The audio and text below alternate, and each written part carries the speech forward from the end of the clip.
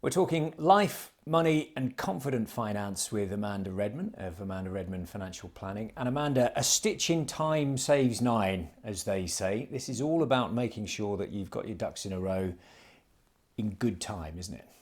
It is. The longer you have to plan your future finances, generally speaking, the better. Okay, so a lot of people probably don't really start thinking about their longer term financial planning until they're in their, I guess, late 40s, early 50s, that kind of time.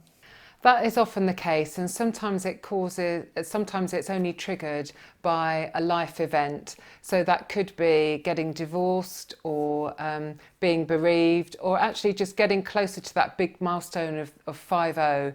There's something about turning 50 that focuses the mind on people wanting to look forward to their retirement and recognising that they need to start planning for it. Okay.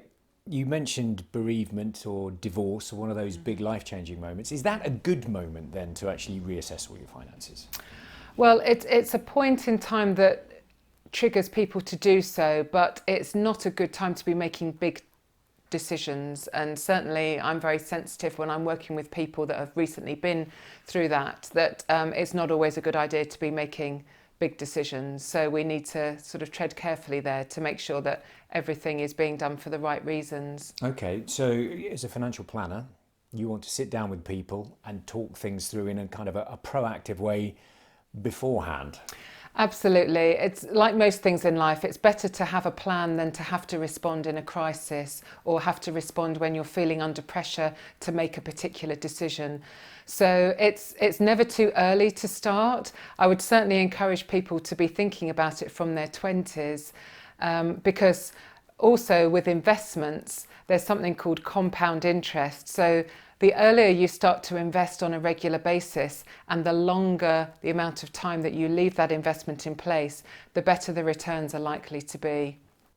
Okay, and I mean, we're talking about really dramatically different amounts of money you have to put in to get a good return on your pension with compound interest, aren't we? Yes, it can make a huge difference. So if you're in your 20s and are putting £100 a month into a pension and it then grows for 30 or 40 years, that's very different to waiting until you're in your 50s and realising that you might have to put £1,000 or £2,000 a month in at that point in order to get the eventual income that you're looking for. So the longer the time you give yourself, generally speaking, the better. Okay, so I mean, while we may be talking about a lot of people are in their 40s and 50s, really, if you could talk to somebody in their 20s, you'd be telling them to get on with it now.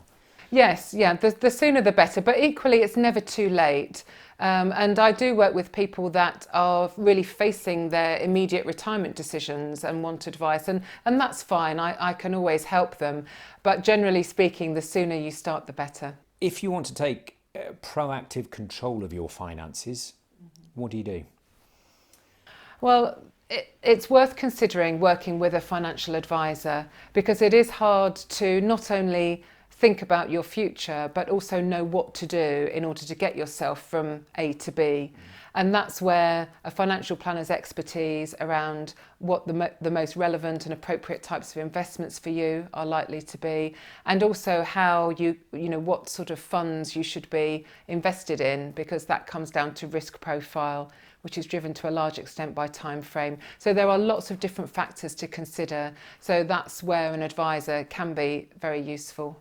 Because it's that thing of trying to work out where you are now and where you've got to get to, isn't it?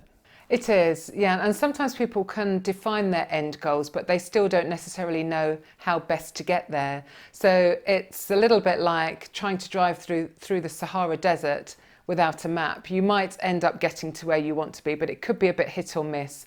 Whereas a good financial advisor will act as your personal sat-nav.